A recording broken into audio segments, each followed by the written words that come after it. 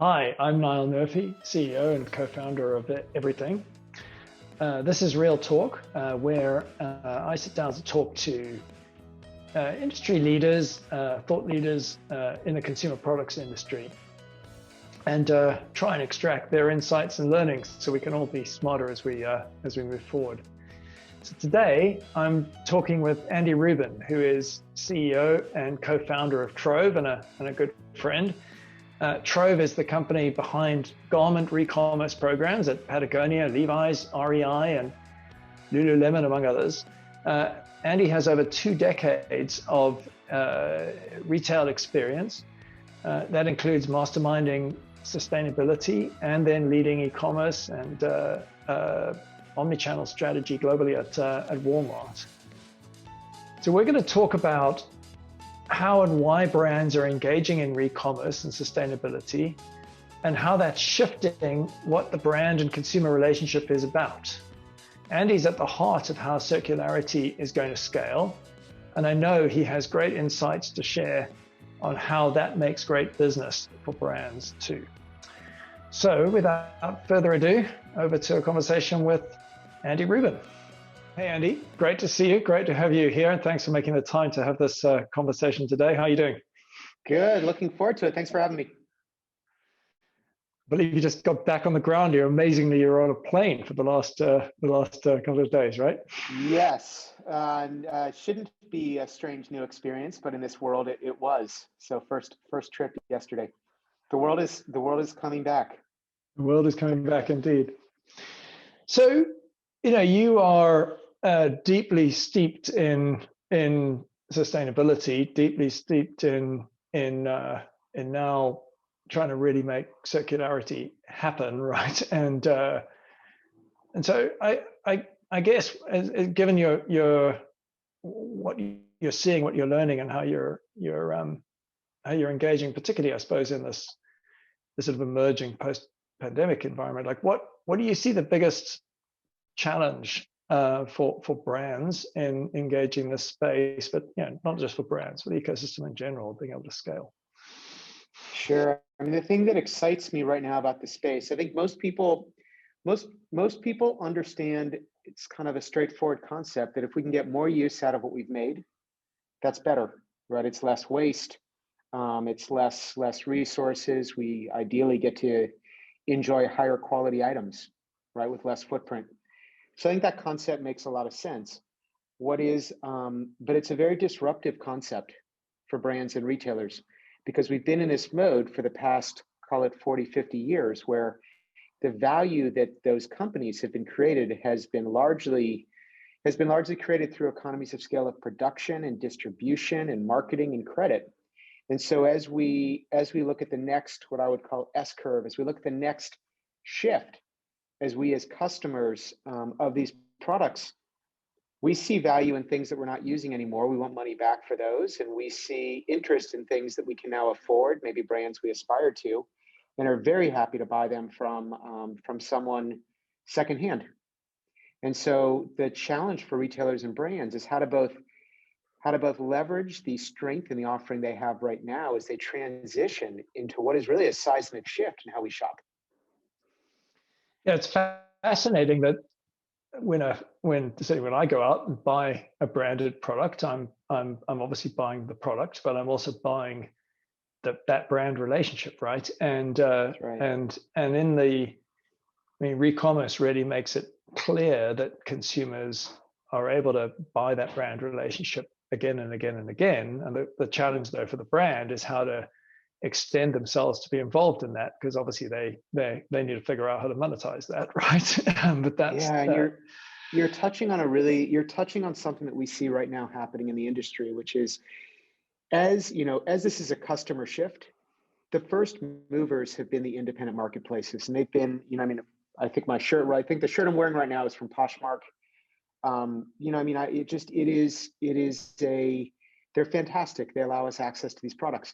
But it has gotten big enough that brands are realizing that you need to stay close to your customers. There's a change in how customers shop. And those are your products being sold on these marketplaces, and it's your revenue that's being lost. And like you said, when you shop from a brand, nobody can do Levi's like Levi's.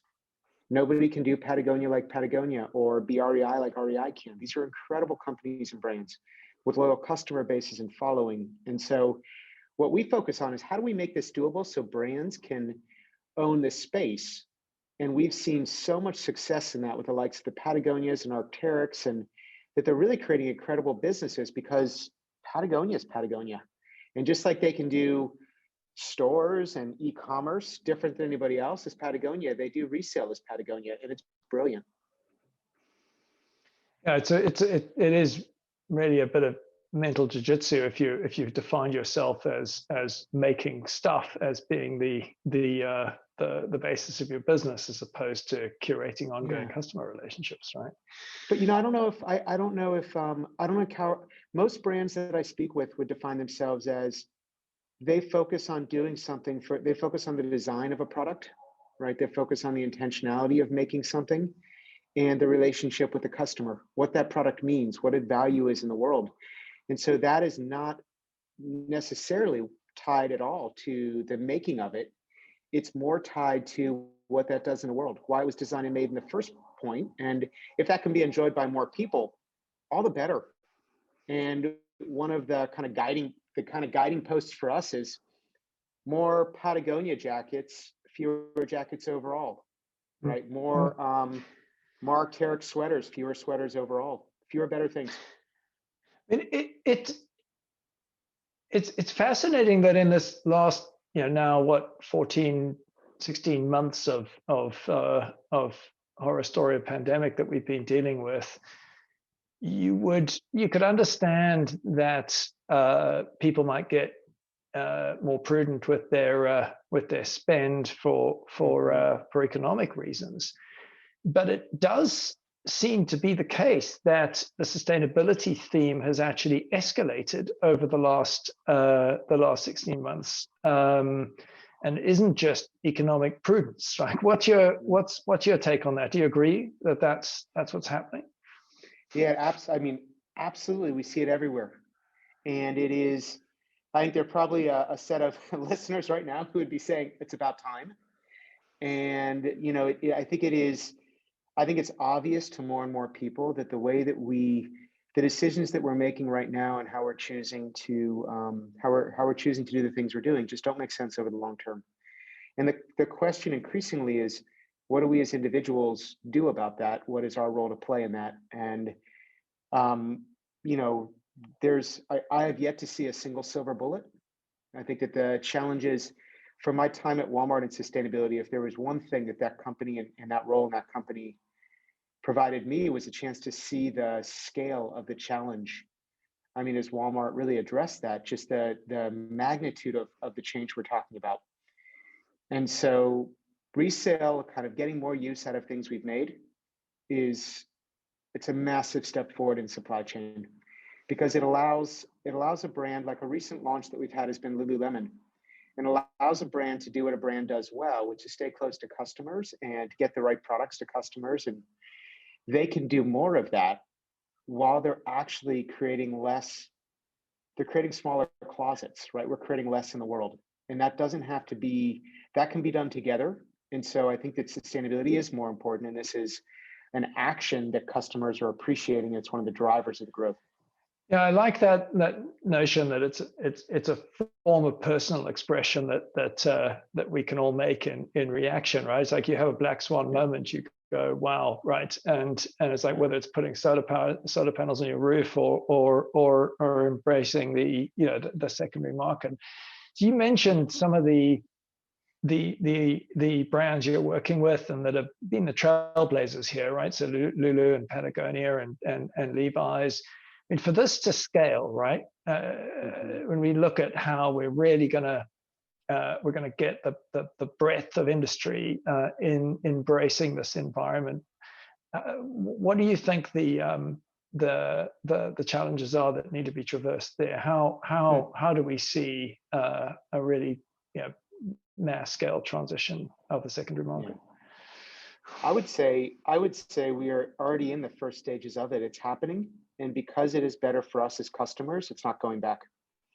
We will not put this back in the bottle, because we all win as customers. Just like e-commerce gave us access to more options. This is giving us access to better options and creating more value, better experience, and a way of shopping that better aligns to values. The challenge is ease. E-commerce and retail has become so easy in this modern world. It's, one click. It's waiting in line to pick up your 14-year-old when you're buying something on your phone because you remember you need it later. And that thing is on your doorstep by the time you get home.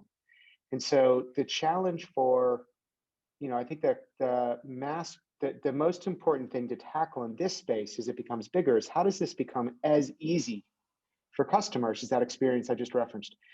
And when you think about the brands that we work with and what they're doing, there's going to be a moment where you never go back into an REI without opening your closet and you say, oh, what do I have? I don't need that jacket anymore. Oh, I haven't worn those boots in a long time. And you're going to grab 5 items and walk back into the store. And you're going to get a gift card for 3 of them and maybe a $5 card because something wasn't of the quality they're going to want to resell, but great. And what REI has just done, and this brands can do this, what REI has just done is made it so natural and easy to think about the value of these things in our lives after we've bought them. And brands can do that. Lululemon just launched in 2 states last week with, I want to say it was 86 stores.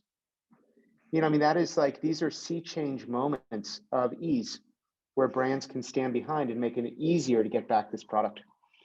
And then brands can do the work and they can sell them next to existing product and give people those options. You've led both sustainability initiatives and e-commerce initiatives at scale, right, at Walmart and then what you're doing now, right? And I guess when you think about it, if you're in the shoes of somebody in a brand that's like dealing with all this volatility that we currently have going on, what's your advice on kind of how to navigate that change? How do you think that they should be trying to keep their head straight in all this volatility? The biggest thing that I spend all day talking to executives at brands that we think make a lot of sense in the space. The biggest thing that I hear from those executives is focus.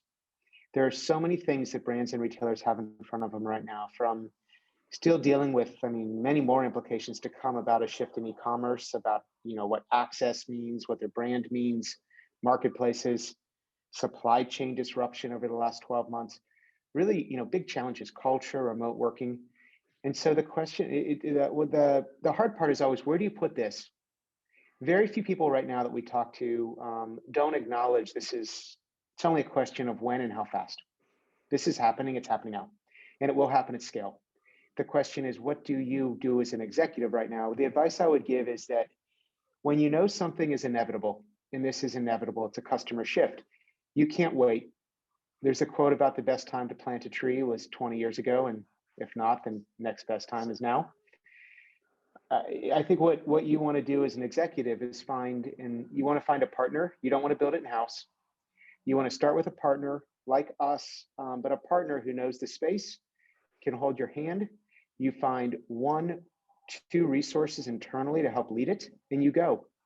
And you start, because there's no way to know what your brand is going to look like in the secondary market without having a brand in the secondary market. And so we're seeing it right now. We had 15 inbounds all of last year. We've had 20 inbounds in the last week. So I think we're seeing the market shift occur right this minute. And that's what I would do as an executive. If you know it's something inevitable and you didn't plant the tree 20 years ago, plant it now.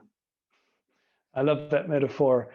And I'm, as a technology entrepreneur, I've tried in general to invest in what I would call inevitabilities, right? All things in the world are going to be digitized. It's more a question Absolutely of when, right. and so surf towards what the Rosetsky quote, right? Skate to where the puck's going to be, right? Which is so when you think about the kind of investments that companies should be making, so it's sort of get with the program is what you're saying, and start, perhaps in an agile way, kind of just like start doing it, learn, right? Right. What are the other kind of areas of investment that you think brands and retailers should be making? One that we've talked about that we think about more and more when we talk to brands is digitization of their products. And it's some brands looking back, right? So we're sitting, we are where we are now. And some brands were fortunate enough to have some leader somewhere in the organization 5-10 years ago who said, let's just understand that every product that we put in the world, we're going to want to know where it is and where it goes next. And then some brands didn't have those leaders. Regardless if you did or didn't, the best time then to plant the tree is now. So I would recommend that you think about how the world is changing, and if you've ever sat in a Tesla versus a different brand from a number of years ago, you start to realize that products will be half digital, right? I mean, they're physical and digital, and you will not be able to separate those. And the more digital connection you have to a product, the more value that product can have. What a brand really needs to know ultimately is where all the things are that have ever been produced from that brand and where they're going next. And as a brand, if you knew that in the space that I'm in, gosh, you would be so far ahead. And I mean, no one knows. I mean, well, I don't know, not no one. Apple knows that. Tesla knows that. But most consumer companies don't. Yeah, these basic questions of where's my stuff, who's got it, what are they doing with it, right? These are incredibly hard questions to answer. But as you point out, the digital leaders know the answers to those questions, right. And that's why they can innovate their business models. Well, it's not obvious that, I mean, it's more obvious that you would be able to integrate software in a $60,000 car than you would a $12 mug. So I think the real question is I agree with you. That is absolutely inevitable. That it will not just be the car. The car is showing the way because it was an earlier starting point, but it will absolutely be that mug as well. Zero doubt about it. The question is how that happens, not if. And that's where I think the work is to be done. Because of course, the mug is not a car, but they're both going to happen. Yeah, I'm trying to get this quote right now, but it's a revolutions happen in 5-year increments, right? But if we think today, we've gone from 10 years ago, smartphones were just arriving. Now half the world's population has one, right? And that is a transformative form of both user interface and data gathering infrastructure that's just transformed our world. So I know we need to wrap up, but I guess as you think about what you're excited about looking forward, and perhaps things that the disruptions that that you think might be affecting our environment, say over the next 2 years, like what's intriguing you there? What's on your mind? What do you think? Wow, I've got to be thinking about that because this is going to be important 2 years from now.